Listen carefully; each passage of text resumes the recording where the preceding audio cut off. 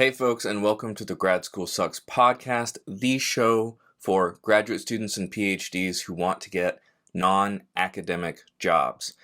My name is Matt Carlson, and today I'm going to share with you a special episode where I talk with guest Nicole Betz. Nicole is a senior research and insights associate in the marketing research space in industry, and we have a great conversation talking about a variety of things, from how data collection and analysis fits into business, particularly in the marketing space.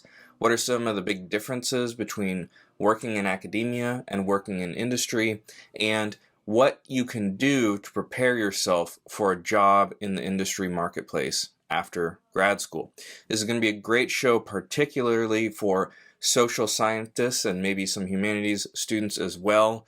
We talk a lot about the opportunities in marketing research for folks who know how to work with that kind of data. So here we go. Without further ado, to the show. Hope you enjoy it. Okay, Nicole Betz, thank you so much for coming on the show.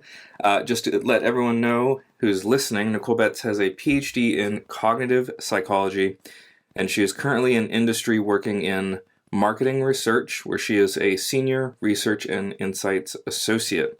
Nicole, thank you so much for joining me today. Thank you for having me. Excited to chat.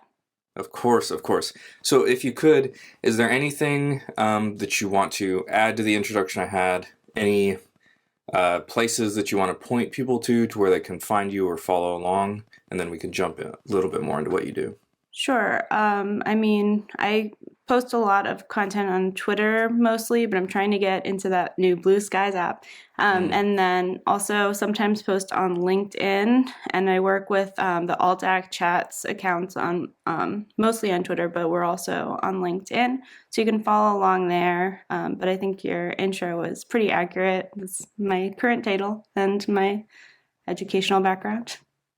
Awesome. And I will have links to all of those things in the description of the episode. So if you are listening, you can just scroll down either on YouTube or on the podcast, and we'll have links to those there. So, Nicole, tell us a little bit about marketing research. What is that like to work in that? Sure. So marketing research or market research mostly is just doing research to support like the marketing teams at a company. So I work really closely with stakeholders really across the company. So sales teams, product managers, and the like demand generation teams as well, to try to figure out what kind of products we need to support with research. A lot of our work is just creating research to help support like product launches or to remind people about some of the benefits or the differentiators of our products and why people need them. So it's a lot of survey-based research, but we also do some experiments. And my company, we do try to integrate a lot of data, like outcomes sort of data as well, to just try to demonstrate how our products benefit the consumers in the real world. Very interesting. What percentage of your time would you say is spent on analyzing data versus other activities? Analyzing data, I think maybe like 20% of my time is analyzing data versus other things, because we also again, we chat with a lot of the people at the company to figure out what kind of research we should do. So there's a lot of research planning and then designing the studies and experiments. We don't typically collect the data ourselves. We usually use vendors to help with that. But we still have to work with the vendors to tell them what kind of participants we want and to make sure everything's going well, make sure that surveys or experiments get programmed correctly, and then analyzing the data, and then moving on to sort of creating the research deck, which is usually our main deliverable that we can then communicate our research to the public. Very cool. What got you interested in this as a career? I heard about consumer insights and market research when I was doing informational interviews with other grad students from my program. So they seemed to really like their work. And honestly, I wasn't exactly sure what kind of research-focused career I wanted. So I started applying to sort of a broad range. So I applied to user experience. I applied to just sort of behavioral scientist roles, or just roles called like qualitative or quantitative researcher, as well as these like consumer insights or marketing research roles. And mostly it came down to like the offer and the company. I just felt good about this team, and this specific team, I don't think this is like generally applicable to marketing research. They were really open to me exploring sort of more data analytics alongside of the marketing research. So it was an opportunity for me to kind of keep a foot in almost both camps, and like maybe prep for a data science career if I liked the data analytics side a little bit more than the marketing research. So that's why I was interested in this specific role. Yeah, that's awesome. If you don't mind sharing, if we go back a little bit further into your doctoral program, when did you start thinking about your career, and what were your initial thoughts as to what you were going to be after you graduated? Yeah, so honestly, I feel like I kind of fell into academia. When I graduated undergrad, the job market was really, really awful. Like most of my friends didn't have jobs for a good amount of time after they graduated in 2011. So I got offered a full-time job as a lab coordinator in an academic lab. And so I was just pretty much happy to have a paying job. And I wasn't super sure what my options were beyond that, if I'm honest. I kind of just really enjoyed working as a lab coordinator. I enjoyed doing research. And so it sort of led me to apply to a PhD program and just kind of continue on that path. In grad school, I mostly assumed that I would follow an academic path because that was pretty much, again, the only option that was really presented to me. And if I'm honest, like there was a lot of negativity said about non-academic jobs in our department. Somebody said that it would be throwing my career away, for example. So it just seemed like that was the correct, I guess, move. And it was what I was being prepared for. We weren't really prepared to do anything else. So then I did a postdoc, and it was pretty much like during the pandemic when I was in my postdoc that I started thinking like, maybe this isn't the path for me. That's interesting. What ultimately informed your decision making to make the leap from the postdoc towards your new career? Yeah, I mean, I think there are so many different factors. So part of it was just like how academics, like particularly like immunocompromised or people who struggle with chronic health issues, how faculty members were treated during the pandemic, like being forced to attend in-person classes once schools reopened, even though they weren't comfortable with that. And I have my own sort of medical issues. So I didn't want to be in a job that would, I guess, be so cavalier about my health risks. And then on top of that, again, I was battling my own medical issues during the time when I was supposed to be applying for the professor jobs. I was like recovering from a difficult surgery, and I just like physically could not do it. I couldn't do postdoc work on top of prepping for jobs, and then I knew I couldn't physically attend an interview for like a tenure track faculty position. They were like 2-day long interviews, like 2 days of standing. There's no way I could have done that. And there was also just like some blatant ableism in a lot of the job ads. Like you have to be able to stand, you have to be able to lift 15 pounds. So I think it was mostly that which ultimately pushed me out when I left. Yeah, makes total sense. So now that you've gotten, what I feel like is ample time in both fields, academia and industry, what do you perceive as like the biggest differences in having a career in both? Yeah, I think it always will depend on what academic job, on what industry job, right?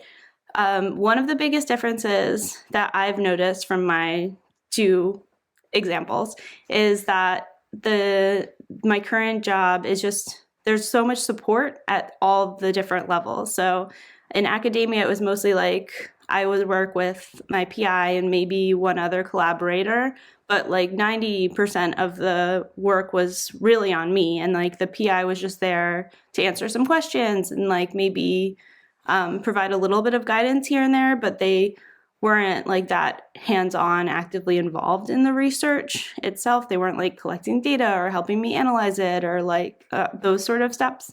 But I've had collaborators at every stage of the research project outside of academia. If I need them, they're always there. They're always willing to help. They are ready to hop onto a impromptu Zoom meeting at any second of the day, again, to help with any stage. There's just so much support, and it just feels like my work is more like compartmentalized into the specific like designing and analyzing the research. And then there are other people whose job is to do things like prep the content for public consumption, to make sure that it's on brand for our company, to make sure that the research is being communicated clearly and that it's kind of like fun and punchy. And then also people who are there to design the deck and make it all look extra nice and pretty. So it's, again, not all on me to make all of that happen. I think that's one of the bigger differences, as well as just the deliverables themselves and kind of what they are aiming towards. So my company, like our goal with the research is very clear. Like usually it's supporting a product to try to make people more interested in purchasing the product, or at least reaching out to us to learn more about the product. Like we have very clear outcomes that we're doing this research for, and we can actually measure that to show what our research is actually doing. So we know like how many sales leads we generate with the research. We know like how many new clients we can say that we've kind of connected to that research and stuff like that. But with academia, it was like the goal is to create a manuscript and then just see if like people cite that, which seemed a little bit less concrete, and also it was tended to be like a little bit more theoretically driven rather than like applied. Yeah, that makes so much sense. So when you were talking, one thing that I was thinking about is, excuse me, I think Nature does this every couple years, but there was a study in Nature that I read, I think from 2021, that compared PhDs in industry to PhDs in academia, PhD holders who were working in those two areas, and they looked at 3 different domains: salary, work-life balance, and career satisfaction. And they tended, of course it's an average thing, quantitative, but on average, the PhDs in industry had higher salaries, better work-life balance, and higher career satisfaction. Mm-hmm. Would you say that you agree with that in your experience, in your journey? Yeah, definitely. I mean, my current salary is like over 3 times what I was making as a grad student, so it's about twice what I had as a postdoc. And I'm at, honestly, a fairly entry-level role still in my company, so there's a lot of room to grow. And I think that that's huge for career satisfaction as well, like knowing that I could stay at this company and continue to like do better, be paid very competitively, and also maybe level up in the company, which is nice. And the work-life balance is amazing. It's like every day at 6 p.m. I can close my computer. Some days at 5, depending on how busy of a day it is. And we get every other Friday off, or we have like half days all summer. There's all sorts of these little perks to like just make sure that we're not getting burnt out. We are just encouraged to take time off. It's amazing. Yeah, that's awesome. So I want to jump a little bit into more about like how the nuts and bolts of how you got this role, and then what we could pull out of it and pass on to people who might want to follow in a path similar to yours.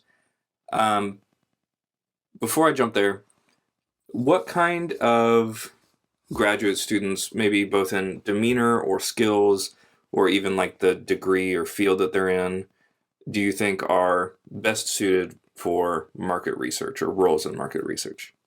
I think like social sciences are pretty well suited for this, especially psychology. Honestly, a lot of my work is designing very simple experiments, like some people get treatment A, some people get treatment B, and then we ask them questions. Very simple, or just writing surveys. And a lot of the work that we do to try to push forward the like narrative in the marketing research space has been influenced by my background in psychology. So I think I had all the skills that I needed to excel at this job were given to me during like my psych PhD. Any social psych researcher who has done surveys will be very well prepared. I know of a lot of humanities researchers who do well in this space too, but they have to gain that survey writing skill a lot of the time, which is pretty easy to do. It's not like a hard skill to learn. If you've done a PhD in the humanities, I think you can definitely train up on that as well. Yeah, that makes sense. So going back to your journey, so you were in the postdoc during the pandemic, is that correct? Yes. And then at some point you were like, it's time to find greener grass elsewhere. So when do you recall when exactly you started applying to jobs or preparing to apply to jobs? Sure. So I started doing informational interviews, which is what I think of as like starting to prepare for jobs in August or September of 2021. So I was just kind of, at that point, I was not sure if I wanted a non-academic path or not. I was just trying to gather information. So I did those interviews through around November. And then in November, I actually did like a short-term part-time contract role doing instructional design work because I found somebody who was looking for someone to help design curriculum that was fairly relevant to my interests and my PhD background. So it was just a good fit. And then a way to like kind of dip my toes in the non-academic world and see what it was like.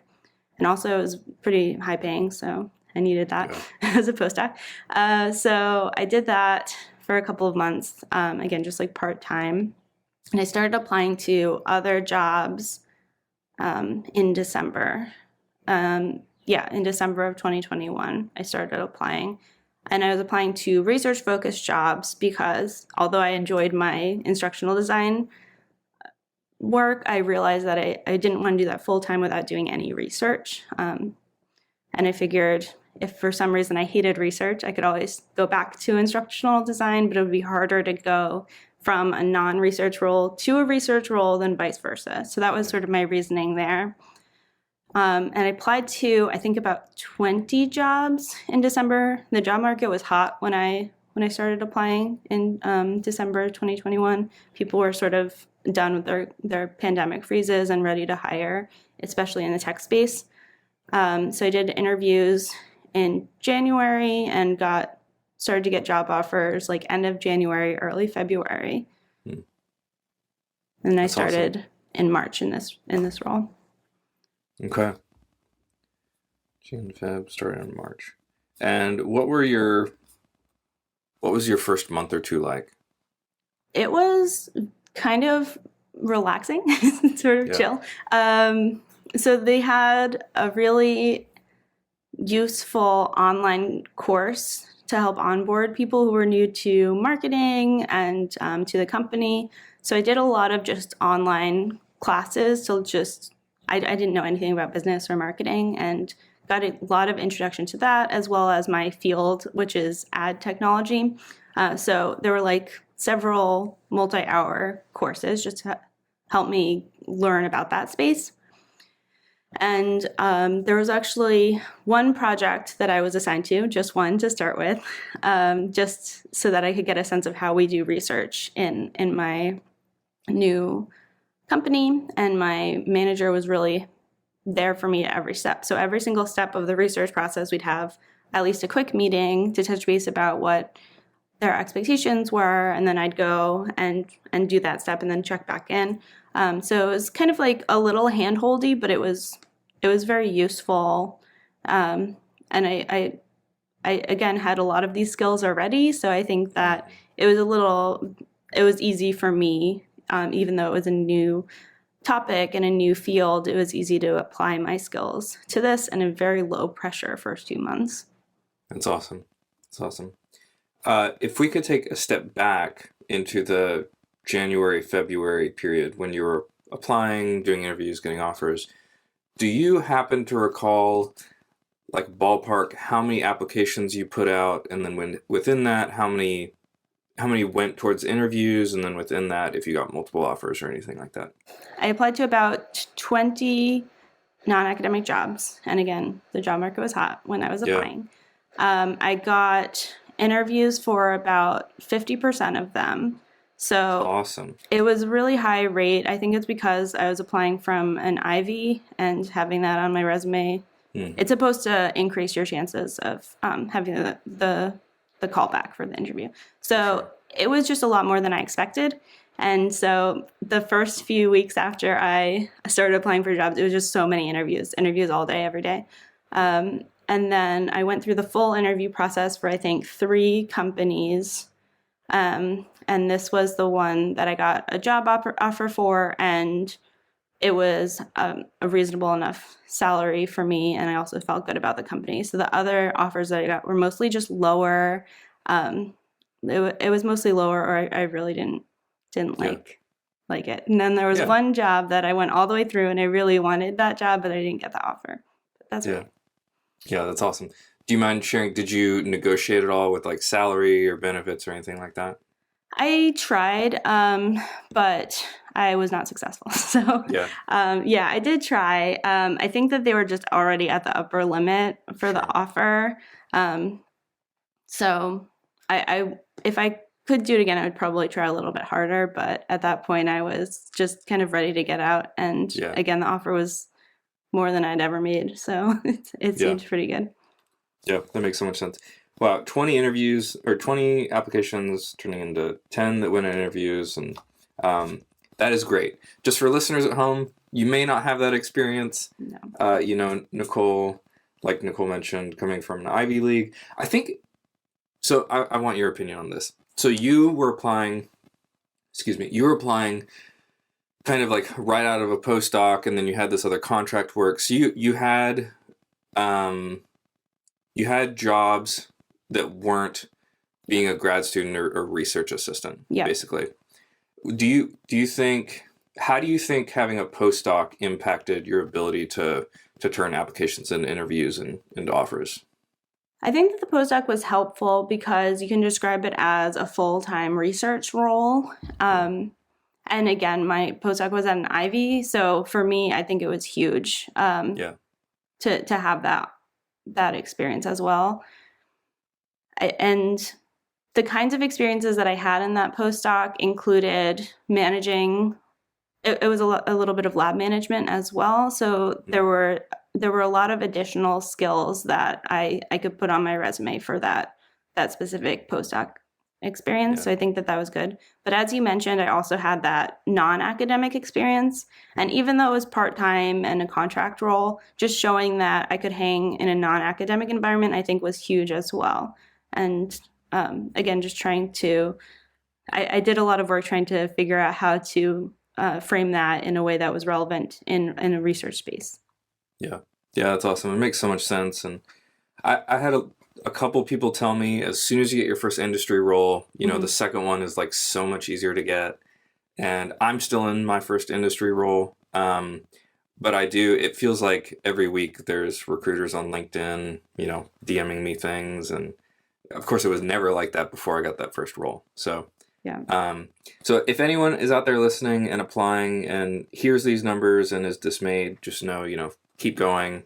The research I did showed that it takes 100 applications to get 10 interviews to get 1 offer, something to that effect. And I was right about there. So that's what I've heard from other people as well. Mine is pretty atypical. The Ivy that I was in, we had a lot of people in our DMs on LinkedIn, even just being like affiliated with the department. So I think that was also a factor, because I was actually recruited for this job, I should mention. So I applied for 20, but this was another job that I did not apply for. They reached out to me. That's awesome. Very cool. Very cool. Okay, so let's go to the last part of the interview, which is, tips, takeaways, things you want to pass on. So for grad students who, let's say it's May 5th, the day that we're recording, let's say grad students are applying this summer. What are some things you think they should be doing to maximize their chances of getting a industry job? If there's any chance to do an internship or any sort of contracting role, even if it's part-time, I really think that that's the best thing that you can do, just getting any sort of experience. I also did this sort of weird thing, I guess, where a couple of grad students and I created our own sort of UX experience. So we had a friend who designed a Shiny app, and we did some UX testing on it just to get that experience. And I think that that was also quite helpful. Like, it wasn't affiliated with the company or anything, but we did UX, and we had some numbers that we could show for it. So even if you can't get an internship, maybe there's some sort of thing that you can do like that to just show that you can do those methodologies and have some sort of results that you can communicate about. So yeah, hands-on experience is the best thing that you can do. If you can't do that, then I think building your network is the second best thing. On LinkedIn or any other profile, just try to get your name out there, make those connections, and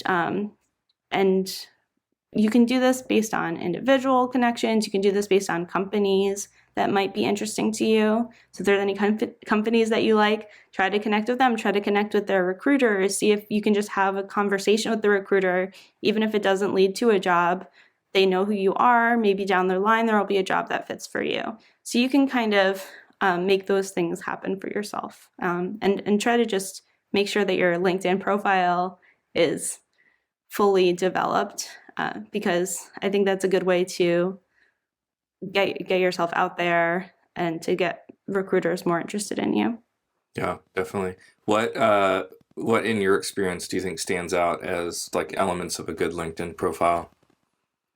Having all of the sections filled out is good. And then definitely having all of your skills listed in the skill section. There's this new feature where for each of the job experiences, you can highlight specific skills, which I think is a nice way that you can do that. So make sure that you're just taking advantage of that and any other new features that come up.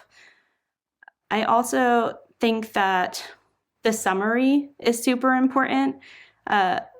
I don't know if I have like particularly good advice here, but try to make sure that your summary is telling a story and that it's saying something that's different from what the rest of your LinkedIn profile is saying. So try to use it as an experience, as a way to kind of maybe reflect and draw some conclusions or insights about who you are, what kind of work you do. If you can have a little snippet, a little soundbite for yourself, this is the thing that I'm interested in. Like, I'm a marketing researcher that's into concepts and categories. That's how I'm kind of branding myself a little bit. Just something to make yourself stand out and show that you really can draw those insights, I guess, even if it's just about yourself. Yeah, that's awesome. I think something that I hear, not always explicitly, but is some folks who maybe grad students who haven't gone on LinkedIn or haven't really built it out. I think they, and I didn't know this either. I think there's a disconnect between knowing how important your profile is from the recruiter side. So, specifically 90% of jobs are on LinkedIn, and a lot of those jobs, the companies are using a paid LinkedIn feature where they basically get to portal in your LinkedIn profile. They can see, do you actually have the skills listed in your profile compared to the skills listed in the job application? And so there are metrics that do impact your ability to be viable for a job. So exactly like Nicole is saying, I think it's so important. to actually have those filled out, because even if you have them on your resume, it's a different thing. Like, it serves a different function. Yeah, Completely. absolutely. So thank you for sharing that, Nicole. Yeah. Okay, so contract work is great. I wanted to go back to that for just a second, because I feel like in academia, and this is not my original idea, I think I got this from Joe or Ashley Ruba or someone like that, but we see contract work in academia as lesser than, because we think of like adjunct positions or, just needing to fill a spot on a grant. But it seems like contract work really is seen so much more graciously in industry, and oftentimes it like puts you a step above if you've done that and not had a role, versus in academia, taking maybe like a research scientist contract role or an adjunct position might actually damage your ability to move forward and get a higher paying title. But it's so awesome to see someone who got that contract work and had that continue to build their career moving forward. I'll also say quickly that if you're trying to find your first job outside of academia, contract is more likely going to lead to like an interview or an offer. And I think that's also part of maybe why my percentage of interviews was so high, because I did apply to a lot of the contract roles, particularly for UX. And I know a lot of people who did a few years of contract role as their first non-academic role. I think it's a good way to get your foot in the door. Yeah, that makes so much sense. And then building your network on LinkedIn. This is, I'm sorry, you didn't say LinkedIn. You just said build your network. I put in the LinkedIn part. LinkedIn is great. Yeah, that's honestly, that's how I've done it. A lot of my friends stayed in, or colleagues. I'm sorry, colleagues. A lot of my colleagues stayed in academia, or they went to do clinical work. And so, yeah, LinkedIn turned out to be a really interesting resource for me. How do you recommend folks find people on LinkedIn to network with? Honestly, the recommendation that I got is just everyone you know. Start there. So everyone that you went to high school with that you don't talk to anymore, everyone in your family, if they're on LinkedIn, everyone that you've ever worked with, just send them a connection request. It's not that big of a deal. So just try not to be shy about it, I guess. I connected with I just thought of anybody that I'd ever met. And I kind of started maxing out the number of connection requests that I could send out per week. But that was my goal early on when I was trying to build out my network, just max it out every week, because I wanted to get to 500 plus connections, because it just shows, A, that you're a real person. Yeah. So if you have like 30 LinkedIn connections, that might be a little sus for a recruiter. And then the algorithm wants you to have more connections, and it kind of blocks you out if you don't have those. So just, it doesn't even matter if they're in the field or not. And maybe someone that you went to high school with is at a cool company that you didn't know existed, and you can find out this way. Yeah, that's awesome. So let's say, excuse me, maybe there's some folks in the social sciences, maybe the humanities, they're looking towards market research or some associated roles, and they're wanting to apply this summer. What are the top skills that you think they need to either hone or elevate in their resume or talk about in interviews, that kind of a thing?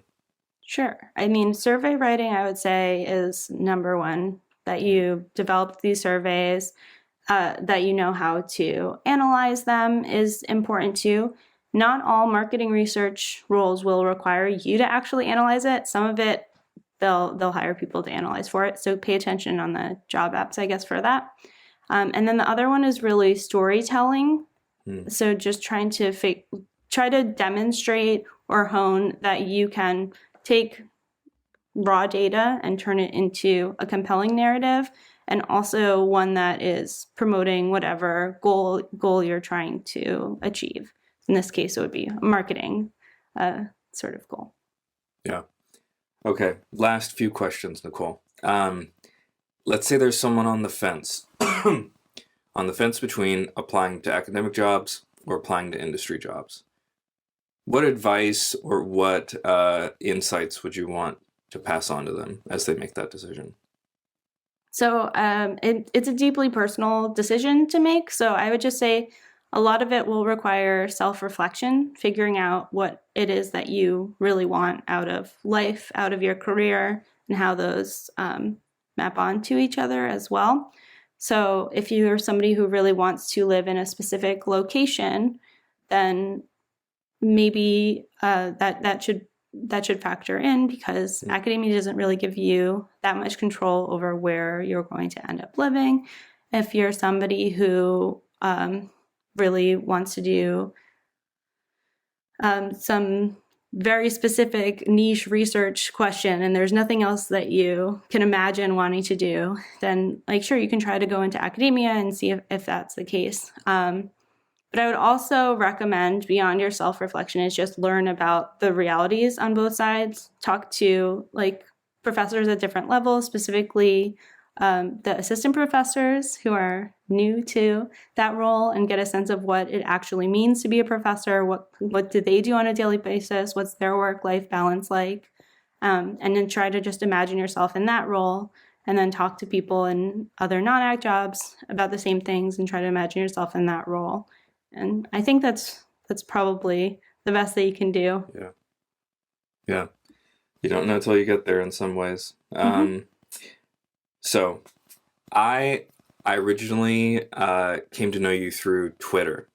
That's where I first started interacting with your content. And I'm just curious, whether it's on Twitter or on LinkedIn, what are some of the things that you like to create content about? And then do you have any memorable pieces of content that maybe went viral or that were particularly meaningful to you?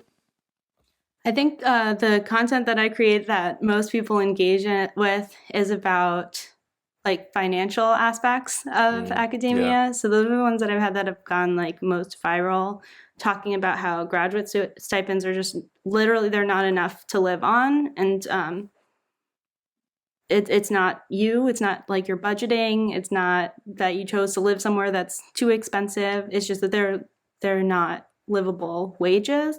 So just trying to shift the narrative that kind of we were given, that it's on us and they're giving us plenty of money, to no, the schools are not actually giving you enough money to live on. They're just kind of outdated in what they think is a living wage.